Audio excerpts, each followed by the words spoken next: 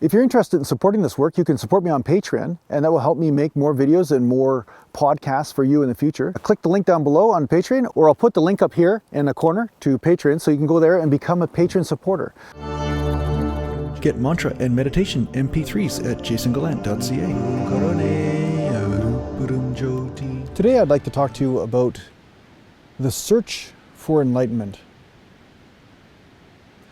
Now, the search is kind of a humorous sort of thing, because when something is already found, searching for it is ludicrous, right? So there are some circles of satsang that say to call off the search. What you're searching for is already here. The searching is really an experience of the mind looking outwards. And that's really what got you into this mess in the first place, right? It's the searching for happiness in a place that it doesn't exist that causes the problem. And that's in the mind. The mind is like a glorified computer program. It's the heart where fulfillment exists. So I can't tell you how many hours of wasted time happen between teachers and students where they are arguing about conditions or external circumstances that must exist in order for their happiness to occur. And I'm not talking about survival. I'm not talking about somebody just saying, hey, I need a bowl of food so that way I can maintain this physical body while I search for this happiness thing. We're talking about a lot of things like, I need this special watch, or I need people to like me. I need to experience love externally in order to experience love internally. These are all conditions. These are all external circumstances that can be pleasant. There's no argument about that. But there is an experience within you that trumps all of these experiences. The one unconditional experience. That's really what the search for enlightenment is about, if there's any search at all. It's about realizing that there is this experience above all experiences. Some people call it the non-experience.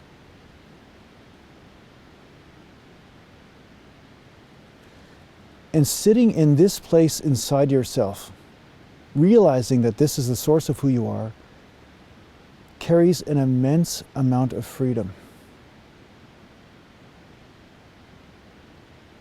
Freedom to deal with the torments of life, or the external circumstances, good or bad,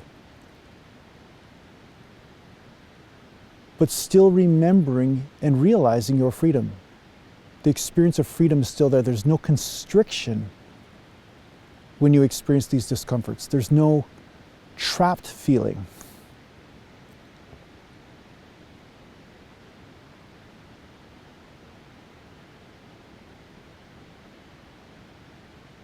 So really what I'm saying is that the search for enlightenment does not happen externally. There can be external circumstances that are emulations or are projections of your inner guru that help lead you within.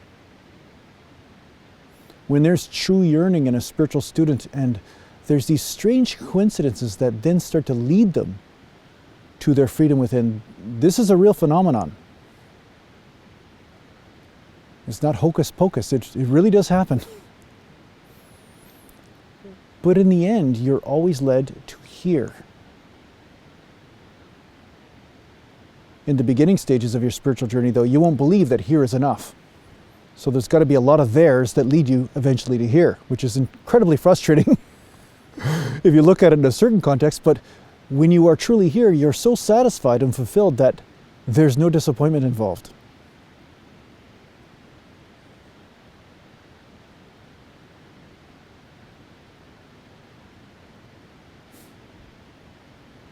There's this massive enabling of you, much to the disappointment of many around you sometimes, but the divine is the supreme enabler of your true existence.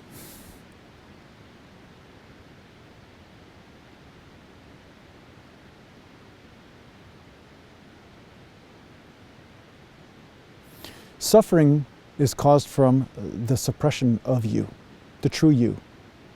Not the who you want to be. That's the mind. I'm talking about the source of you, the movement of your heart. Not the emotional heart, the true heart, the all-encompassing, holistic heart.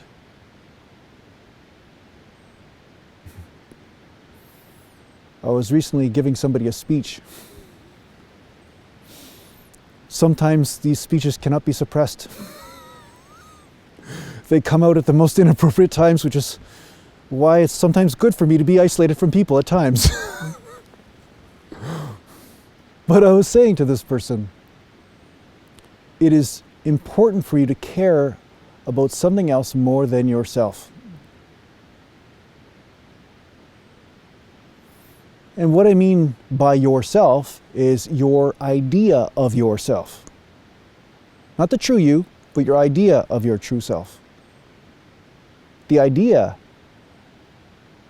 is a false assumption. And then this person went on to say, hey, I really care about this family member a lot. But this family member was taken out of my life, and I could see, and this person could also see, that there was an immense attachment to this story.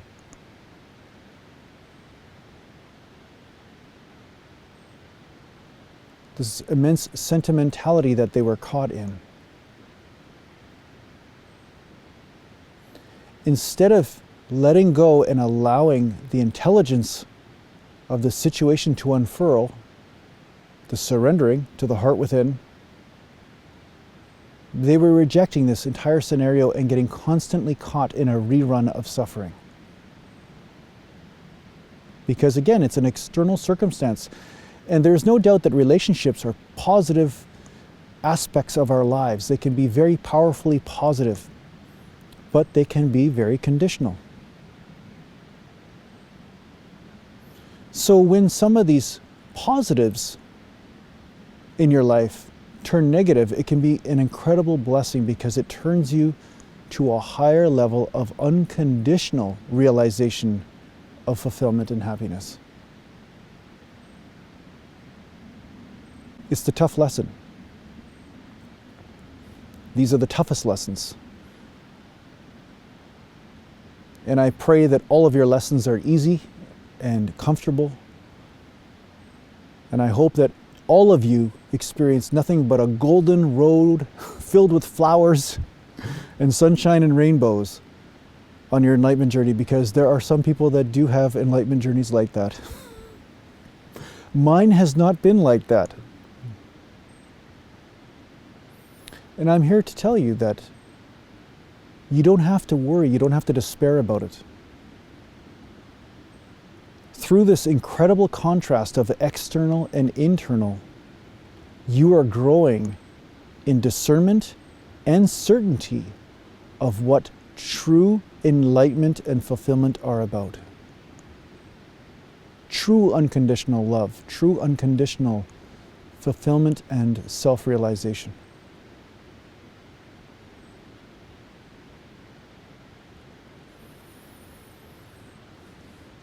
So if you're looking to external circumstances and they're all going great and you feel fine, by all means enjoy that.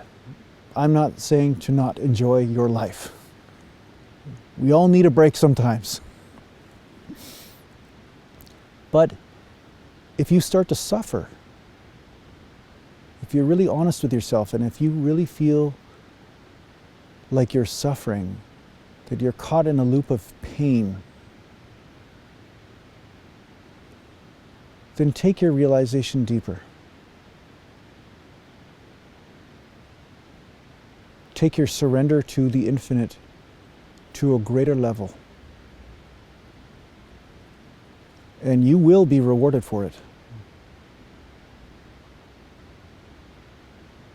As the saying goes, seek first the kingdom of God, and then all else will be given to you. So this is sometimes an invitation for you now to go within and then express a new ego or a new identification, like the Brahma aspect that emerges from Narayana every several billion years or so. It's very much like a death process. A death to all of your ideas and projections of what happiness is. Let them all go. Let all those ideas go in your meditation. And then see what remains after your meditation practice is done.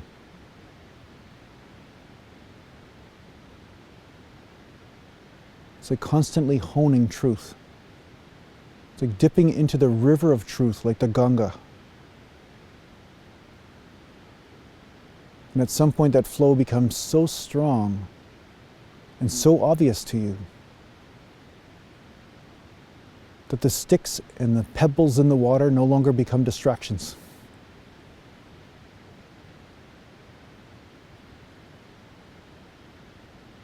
You become so in tune to truth, to fulfillment, to realization, that although you may enjoy the things floating in the river, you never fall for the trick of believing your happiness is dependent on those things.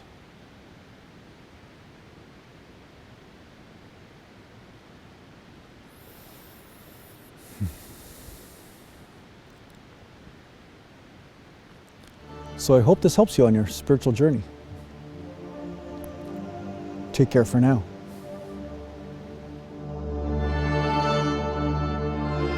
Are you interested in working with a spiritual teacher in a formal setting? Well, perhaps the Wisdom Life School is for you. If you're interested in checking out what the Wisdom Life School is all about, just go to aratima.com.